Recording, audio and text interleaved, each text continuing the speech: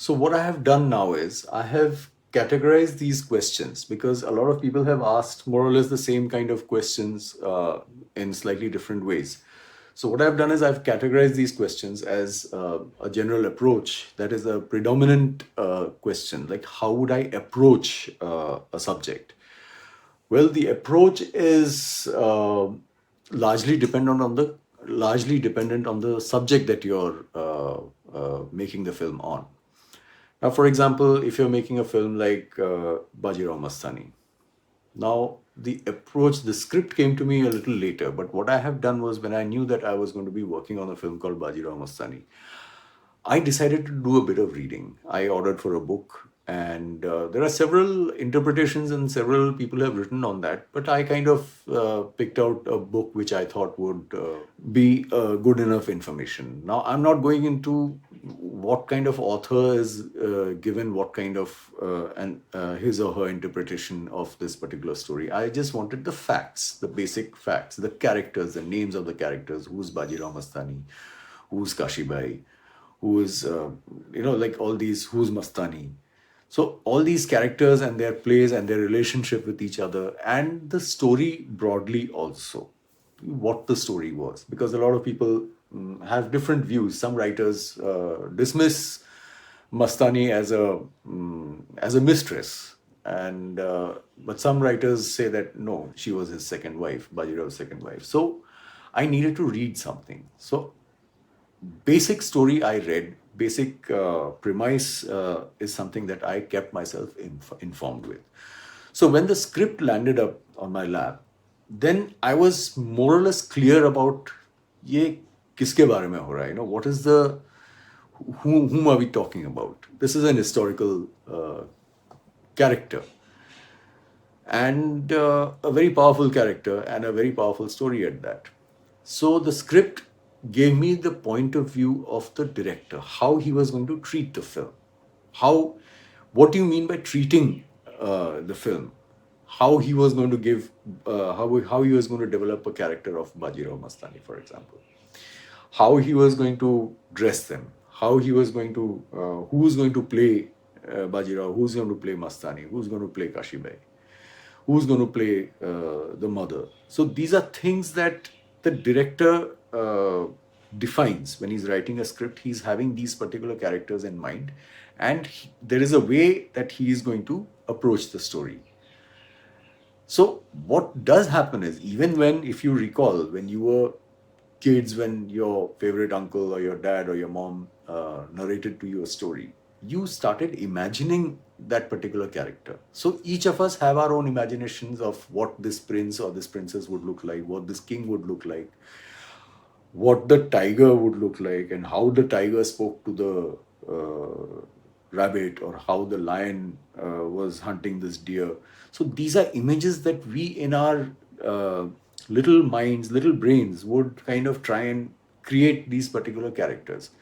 So we all had our individual characters. So this triggers our imagination. So when somebody is telling you a story, you think of all these. When somebody is telling you a ghost story, you get afraid because you imagine this hand that is going to suddenly come from this side, and you're going to be attacked. So there is a tentative movement and you're scared. So these are things, these are your imagination. So this imagination is like, it's inborn. It's every child, by the time they come to a conscious state, they have imaginary toys, they have imaginary characters around them. They talk to these imaginary people. So there is this imagination thing is constantly on in a human mind. Now what happens is, when somebody is making a film, then the director is trying and telling you their point of view of the story. So I am now slowly being dragged or sucked into the director's imagination or his interpretation of that particular story. Now this particular story has a lot of so you have to imagine. So my imagination is also parallelly running with the script. Now, if it is Bajirao Mastani, then when was this? Okay, this is the time period. And what would be the sounds around this time? The sounds around this time would probably be the sounds around like what you're hearing in the lockdown, because there are no motorized sounds. There's only the sounds of nature. and probably some other sounds like the sounds of horses, the sound of temples, and the sound of prayers, the sound of peacocks, the sound of things that would have you have that is left pretty much to your imagination. What is the soundscape that you're going to create in this sort of a film? I have also, I may be old, but I'm not that old. So I don't know what was the sound back in the day during Bajirao's time. So I have kind of created I had an imagination that, I would want to give a different kind of a soundscape, a typical, peculiar kind of a soundscape, not a typical one, a peculiar kind of a soundscape. Because Bajirao Peshwa, my kind of research went into what is Bajirao. Bajirao, what are these Peshwas? Peshwas were governors that Shivaji Maharaj had appointed in all of his states, whichever he has conquered. So these were like Peshwas were governors who would look after the running of that state. And the governors or the Peshwas were Brahmins. So in those days, the Brahmins were the only community who could read and write, or it was left, the intellectual work was left onto them to do. So whether it was accounts, whether it was science, whether it was whatever it was the Brahmins were qualified to do that sort of work. So mostly Brahmins were kept for those particular, as governors in those particular states, and they were called Peshwas. So here is the story of this particular Peshwa who got very powerful and became a king. A warrior Peshwa. So he comes essentially from a Brahmin background. So though he was not Brahminical in his ways, he fought wars, he married or got involved with a Muslim character. So he was never Brahminical in his ways. He was more like a fighter. He was more a warrior or a Kshatriya. But his house had to have an orthodox Brahmin vibe around it, if you call it that way. So what would an orthodox Brahmin's house be surrounded with? It would have been surrounded by temples, by prayers, by people, by artis, by, constantly they would have been surrounded by mostly religious activities and household activities, which were always constantly connected with some kind of a ritual or the other. So my research led me to a place in near Panchgani where I found out that there were Brahmins who would chant the Ved every year. There's a community of Brahmins who would meet from all over Maharashtra. They would come there every year and they would chant they would do the Vedic chanting over there. And about 20-25 people and doing the Vedic chant. It would have been a very interesting kind of a soundscape for Bajirao's immediate environment. And then in the process of that, when I was recording, I found that there were some senior ladies, 60 to 70-year-old ladies sitting and singing old Marathi bhajans. So why did I want to do that? Because the story was on Bajirao Peshwa, who was from Maharashtra. So I wanted a typical Maharashtrian kind of a flavor to even their chanting, even their Sanskrit. The Sanskrit, the Vedic chant in the south would have a southern kind of a flavor, like in Tamil Nadu and Karnataka and all that. There would be a South Indian twang to this whole thing, the musicality, the pronunciations, etc. In the north, in Banaras, it would have a slightly different kind of a flavor, but in Maharashtra, it had another kind of a flavor. So I wanted to utilize these particular sounds which defined Maharashtra. So that was my parallel research. So these are things that the director did not specifically tell you to do, but as a sound designer, it was my job to this was my approach, if you call it. A lot of people ask me about approach. So this was my approach. I wanted to parallelly create a story which constantly moved in and around the incidents, that the sequences or the story that the director was trying to tell. I am just there in the periphery. So the soundscape should complement the story. So these are things. This was one example of a period film like Bajirao Mastani. So now somebody asked me about how I treated the opening scene of Bajirao Mastani. The opening scene was pretty much, visually it kind of explained itself. But there was a moment of tension when they were taking the test of Bajirao Peshwa, how good his archery skills were. So there is a moment of silence, there's a moment of tension. When people are trying to test you in front of a crowd, automatically there is a certain kind of a nervousness. So whether this person knows or not, you personally want Bajirao to win, to be successful. So, or you would say, ki chalo dekhte hain whether he's able to do it or not. So you're putting up a challenge, and it's a tentative moment for everybody. So this moment was created, whether Bajirao is going to win this challenge of hitting his target. Now there's a whole build up to it. So the walk, first of all, he walked in as a man of authority. Now when you're walking in as a man of authority, I have created his footsteps, which were very important, because the footfall kind of gives the attitude of that particular character. It gives authority to that particular character. I made sure that I had like 5 or 6 layers of sounds on his footsteps alone. The creak of the leather, the heel, the crunch, his walk, and these kind of sounds, they define that particular character. Then the tension is created when he's holding his bow and arrow and he's about to shoot. So he's pulling you're expecting a slight tension, because that tension literally is there when you're pulling the arrow, you're pulling the string of the bow. Then you can hear the creak of the string. Now there's a very interesting way they shifted the focus from the hand of Bajirao to his face. There's a shift of focus. Now where I have added a kind of a creak, or as though there's further tension that is created when you pull the arrow behind. Now, in reality, he did not pull it. He was already holding that, but the focus shifted from the hand to the face. So my adding that creak automatically gave the impression that he has further pulled it, and it has created a kind of a tension till he lets go, and then the film kind of takes off from there. So this is one question that was asked, and the other question was about when he goes to fight the Nizam alone. Then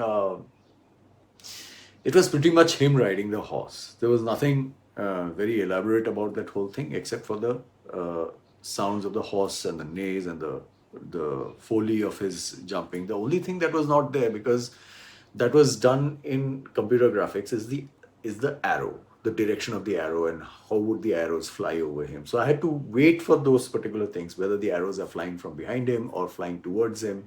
This is something that I had to wait for the graphics. But I knew that there were going to be arrows flying, there were going to be things being shot, he will be shot at, the enemy will start shooting at them. So you kind of gauge you kind of preempt these sort of activities and later define them when the picture actually comes to you.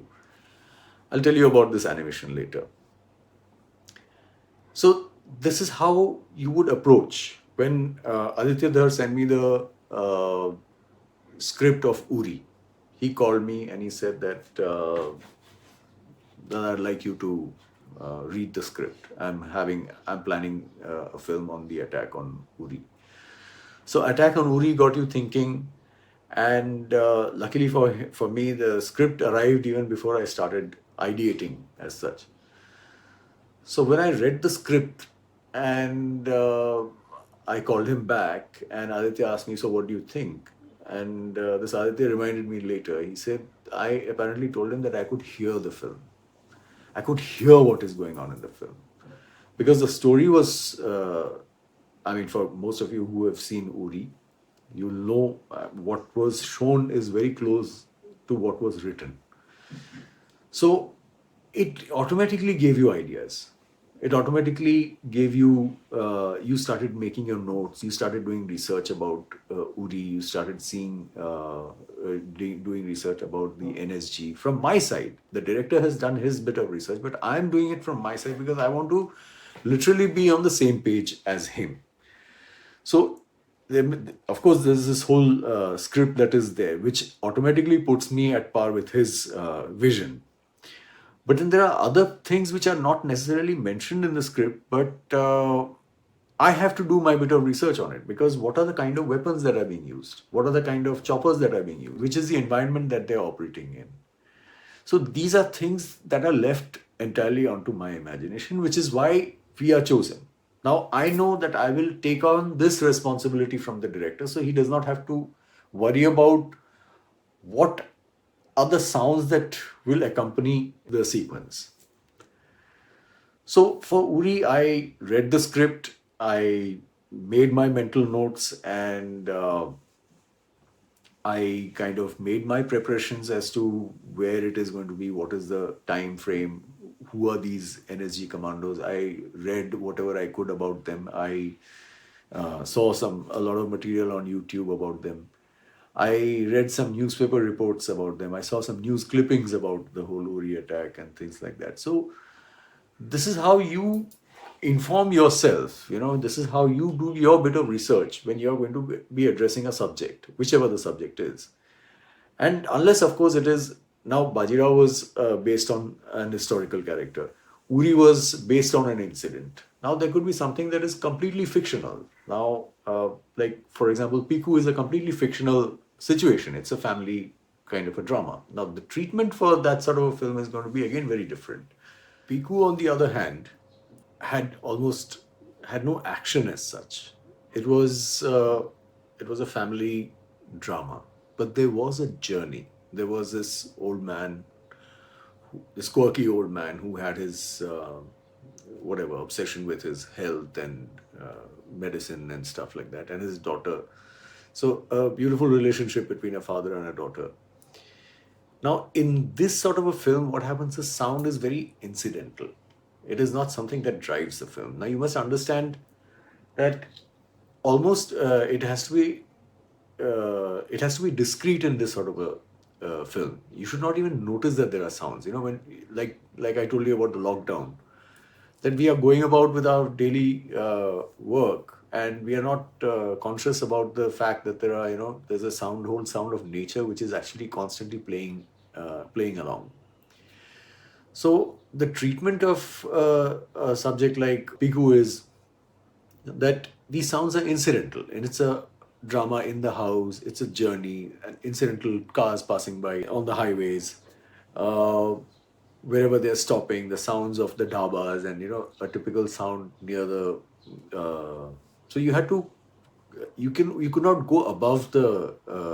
It did not need in a verbose film, verbose in the sense which is dialogue heavy kind of a film. You don't need so much of. You don't need to emphasize so much in terms of sound, but that does not mean that there is no sound. You have to be discreet. If people start noticing sounds in these sort of films, then in any film for that matter, then people will shift their attention from watching the film to actually hearing what is all around them. So these sounds should not distract you from the cinema, from the story. But there were differences when it enters Banaras. Then the soundscape of Banaras comes in, the temples, the bells, the river, the sound. If you've seen Banaras or if you've seen films on Banaras, you'll know that Banaras has also got a very typical soundscape of its own. So how each and every place that they go to is very subtly put across, very subtly put across. But that does not interfere with the story. It is just there.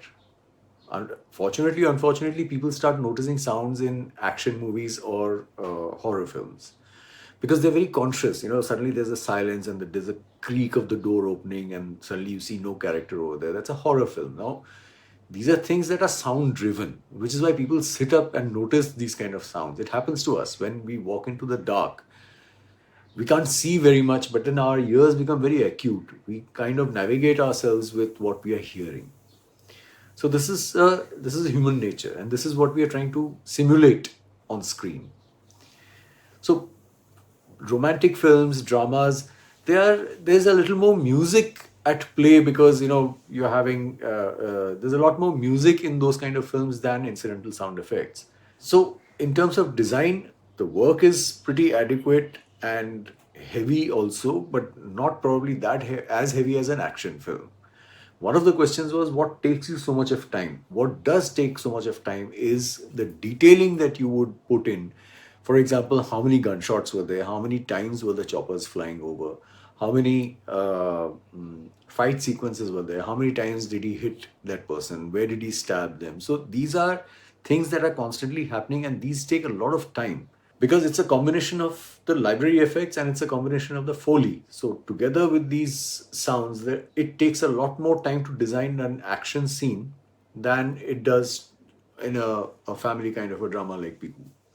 Somebody asked me about imagination. Uh, how would I create a particular soundscape out of imagination? Now, I worked on a very interesting film called Chintu Ka Birthday by Satyanshu and Devanshu.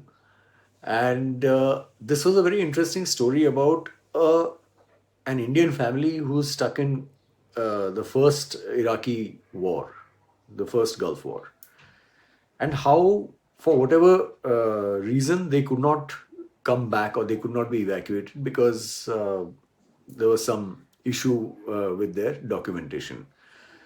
So the incident was that these guys are stuck in the middle of a war, and Chintu is one of the characters, the child in the family, who has to celebrate whose birthday they want to celebrate. And the only celebration they can do is because he had major plans for his birthday about inviting his school friends and stuff like that over. But all that was not to be because the bombing had started, the schools had shut, so he could not invite his friends over. So the whole film revolves around how they are trying to bake a cake on his birthday and how these situations in the war, like the soldiers coming into the American soldiers bursting into their house and that kind of a drama. And in spite of all that, they are trying to get to, like, the father is trying to make his son happy by trying to bake a cake.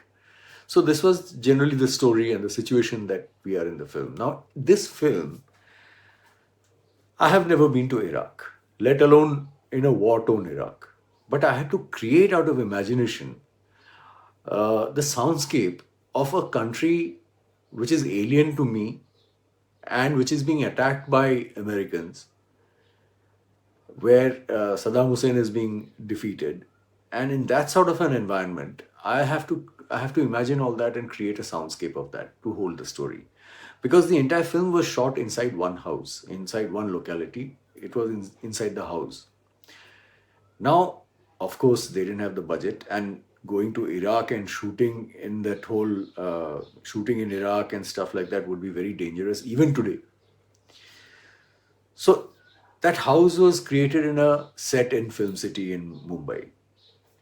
Sound was something that I had to create and make the audience feel, and I had to do it very convincingly to make the audience feel that we are watching this family and they're surrounded by the sounds of war in a place like Iraq. How did I, imagine these particular sounds? A lot of imagination of this, because in my generation, in the early 90s, we were watching this whole war thing. It was the first time that satellite television came in India. So CNN was broadcasting this war. It was giving a detailed report on how the war is being done, how they were being attacked, and what was going on in the war-torn areas, how people are running. So in one of these particular sequences, I saw that these American Humvees were carrying these loudspeakers on top, and they were announcing in Arabic to the civilians to stay indoors because they didn't want any civilian casualties. They didn't want to hurt civilians. They wanted to only fight the soldiers. So there was a constant chatter in this loudspeaker, which was in Arabic, which was asking everybody to stay indoors. Now, this is something that I had seen in CNN News. I wanted to incorporate this in this particular film. And luckily, when I spoke to my dubbing coordinator, I asked her to get me a guy who spoke Arabic. So he could, simulate, he could recreate this particular incident.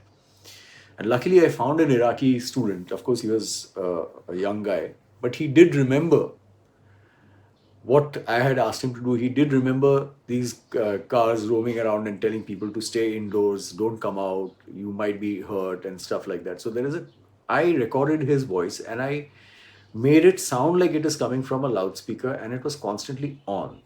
So every time, like there was a situation or there was a tension and those cars would pass by with this sound happening in the background, it gave the feeling that you are inside that war zone.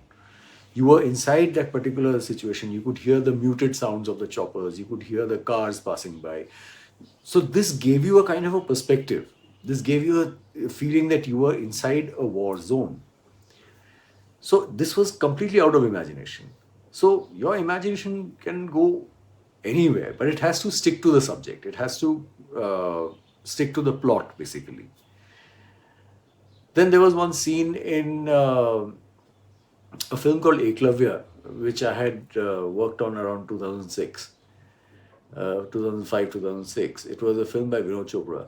And there was a scene where Eklavya, the bodyguard, was supposed to come and kill Jimmy Shergill. Now, the director told me that here is a black screen. There is nothing over here.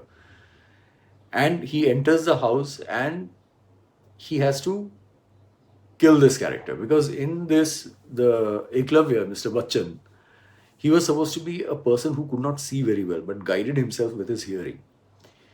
So I created the sound of this person entering the room. Again, the boots, the creak of the boots, the leather, the heavy breathing, the slight little sounds that were happening. And finally, in the film, he kills that person in the darkness. And then the lights suddenly come on and we see Jimmy Shergill is sitting with a knife through him. So the entire stabbing sequence, the entire scene of his thing was choreographed in sound. How this person comes in, the creak of the door, and Jimmy Shergill asking, who is this person who's come in? And then suddenly there's a swift movement, there's some clatter, there's some bang, there's some this thing, and finally the sound of a knife swishing by and hitting the particular character, synchronized with the main switch going on. And you find this person dead. So this entire thing was choreographed in terms of sound and in terms of your imagination. So there are scenes, very interesting scenes like this, that sometimes the director puts squarely onto you and says, boss, tere ko ye banana padega. So this is how we create situations out of imagination.